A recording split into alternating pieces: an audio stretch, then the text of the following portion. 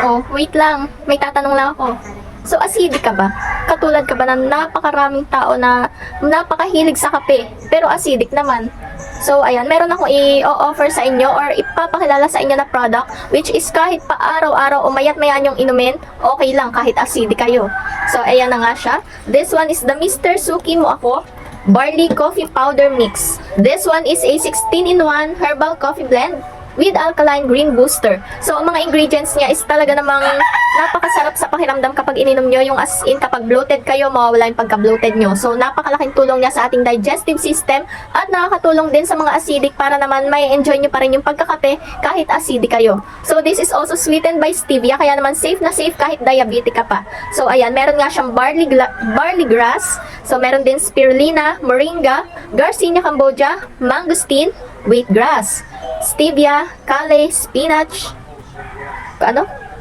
Corella. Ayun, ano ba mga ingredients na to? Pero grabe yung green ingredients niya. Talagang napaka-healthy. Meron din siyang broccoli, non-dairy creamer, prebiotic fiber.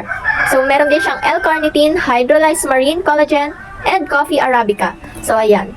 So, alam niyo ba mga beshi ko, itong kape na to is, yung lasa niya is hindi siya lasang-lasa na katulad ng iba na lasang damo. Di ba kapag narinig natin yung barley, sasabihin natin, ako ayoko niyan kasi lasang damo. So, with this one, hindi po. Hindi siya lasang damo. So, ayan, papakita ko sa inyo kung paano ako mag-prepare nitong barley drink natin, barley coffee. Ayan, meron na ako ditong na-open. So, ayan yung laman niya. So, kung titingnan nyo, para lang siyang ordinary, tawag dito, 3-in-1 powder. Pero no, this one is a barley coffee powder mix.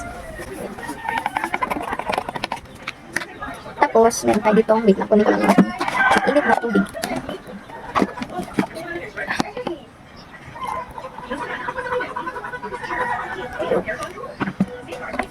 So, ayan. Tapos, wait lang, kulang ko ng ayan, meron tayong panghalo. So, this one nga palang ginamit ko is my magic mug from Usapang Customized.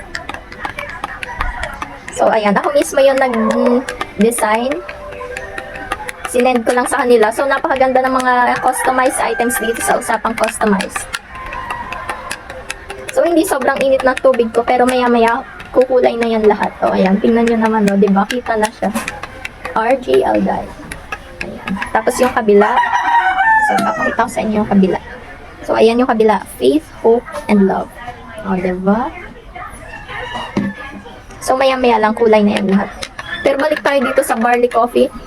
Yung amoy niya, ang sarap ng aroma niya, ha, in fairness.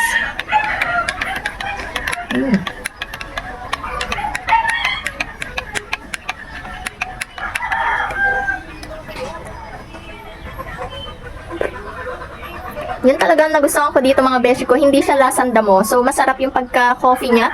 Hindi kayo mananawa. Tapos sa mga tulad ko rin na palaging bloated, so hindi lang sa mga acidic, kundi pati na rin sa mga laging bloated like me. So, napakahirap ko kasing tumunaw ng pagkain. Ang limit kong maging bloated. Kaya naman umiinom ako nitong barley coffee.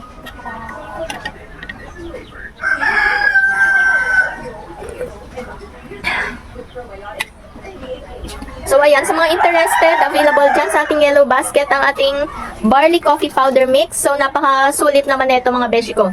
So, this is not your ordinary coffee. Napakaraming benefits at napakasarap niya. So, i-check out nyo na yan.